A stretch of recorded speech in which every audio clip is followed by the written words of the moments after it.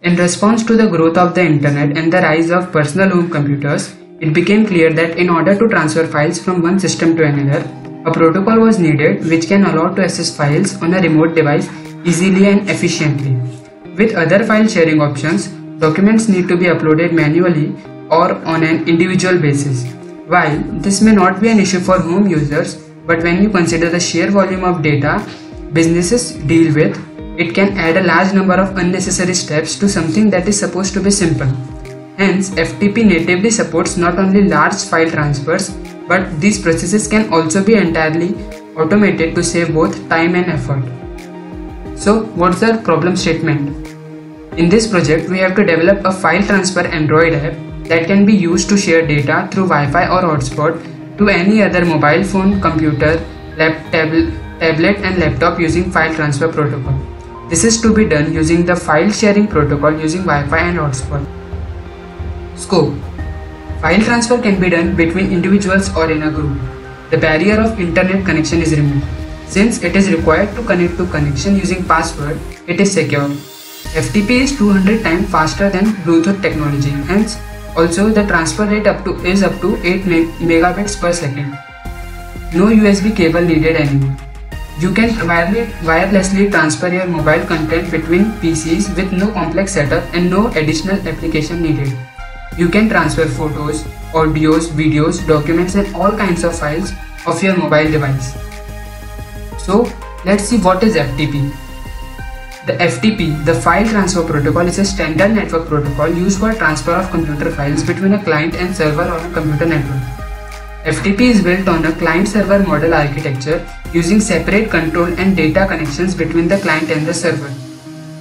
An FTP server can be placed in two different modes, active or passive. Active mode is the default mode for FTP. Four data representations are ASCII, image, EBCDIC and local mode. Also, the data transfer can be done in three modes. The data can be sent as a continuous stream or as server logs.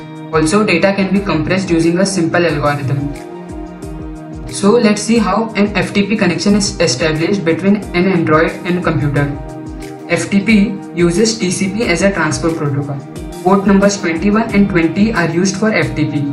Port 21 is used to establish the connection between the two computers and port 20 to transfer data via the data channel. A client begins a session by sending a request to communicate via port 21. This communication is known as control channel connection. At this point, a PASP command is sent instead of a port command. The PASP command asks the server to specify a port it wishes to use for the data channel connection. The server replies with the port number, which the client then uses to initiate an exchange on the data channel. The server will thus always be responding to client-initiated request on the data channel. Let's see how the app works. For transferring files, both the users should be on the same Wi-Fi access point. Then, you should open the app and press switch. If you are connected to Wi-Fi, then a dialog box will ask you how to share data via hotspot or Wi-Fi. In case of hotspot, first connect the device to hotspot using SSID and password showing below the switch. Now open browser on another device and enter the IP address as shown in the app below the switch or password. For example, if your IP address is 192.168.1.190, then you should enter in the browser http:// your IP address and the port number. For example, HTTP port is 8080. That's it. Now a website will open and you have access to the storage of the mobile on another device through Wi-Fi using browser. Now simply click on the file one by one to download them with a speed of 6 to 9 MB per second. Hello everyone and welcome to the live demonstration of the application Dispatchit. The task at hand is to transfer some files from this Android device shown over here onto a laptop. The first thing that we have to do is we have to make sure both the devices are connected to the same Wi-Fi network. So I'll go into the settings of the Android device and I'll go into Wi-Fi. Here, as you can see, it is connected. So now I will launch the Dispatchit app.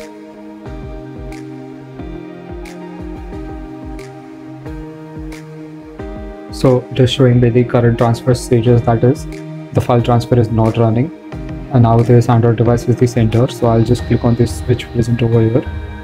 It will ask me for the share method, the options of Wi-Fi and hotspot. I'm going to select Wi-Fi, and as soon as I click that, it tells me that I have to copy and paste the below link in the browser. That is a browser on my laptop, and here you can see this link generated as a particular IP address and port number. Alright, so now this is the laptop device, which is the receiver in this particular transfer using dispatcher tab. I'll just make sure it's connected to the same Wi-Fi access point which the Android device was connected to. And now I'm just going to open the Google Chrome as my browser. You can select any browser you want, and I'm going to enter the link that was generated by the dispatcher tab. Right, so now I'll just enter that particular link. 192.168 and port number 8080. So on clicking, it is being redirected. So here, as you can see, we have a particular directory listing with the file name, the directory, the size, and the date and time when it was last modified. These are the same files that are present in the Android device. Now what I'm going to do is I'm going to go into the simulated folder over here, and we are going to share some image files that were present in WhatsApp in the media.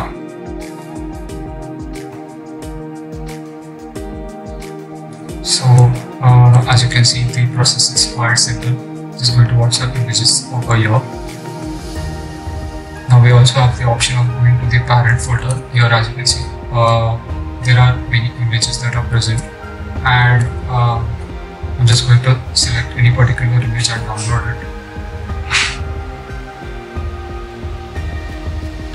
So what this application will do is it will just download any particular image you want at the speed of 6 to 8 Mbps.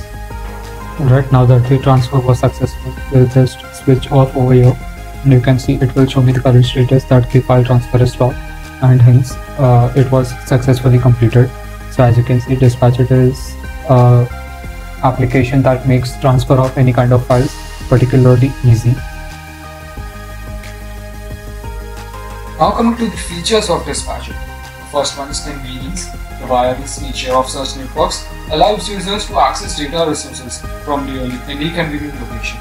It also provides mobility, as users can access the data from outside their normal work environment without the need of wires and installation. It is cost efficient and provides great connectivity, as mobile hotspots provide better connection when device is fully charged, giving several hours of uninterrupted connectivity. It provides seamless handover, which is 200 times faster than Bluetooth technology, and gives a transfer rate of up to 20 Mbps. Now coming to the tech stack, we have used Android Studio, which is the official IDE for Google's Android operating systems designed specifically for Android development. We have made use of Gradle-based support and ProGuard integration. We have preferred the use of Java programming over Kotlin. Google provides Java API, but Android has made use of DVM instead of JVM. The class files are compiled into text format and bundled as APK along with the other resources. Now coming to the library and API. For establishing FTP connection, we have used sun.net.ftp.ftp client. For the user interface, we have used action bar, menu bar, button, and app compact.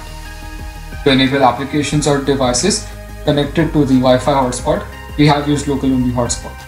For different kinds of permissions such as internet, write settings, write external storage, access network storage, access Wi-Fi state, change Wi-Fi state, and change network state, we have used Android.manifest. For sending and receiving files, we have used file provider, and for socket connection, we have used Android Sync Adapter Framework.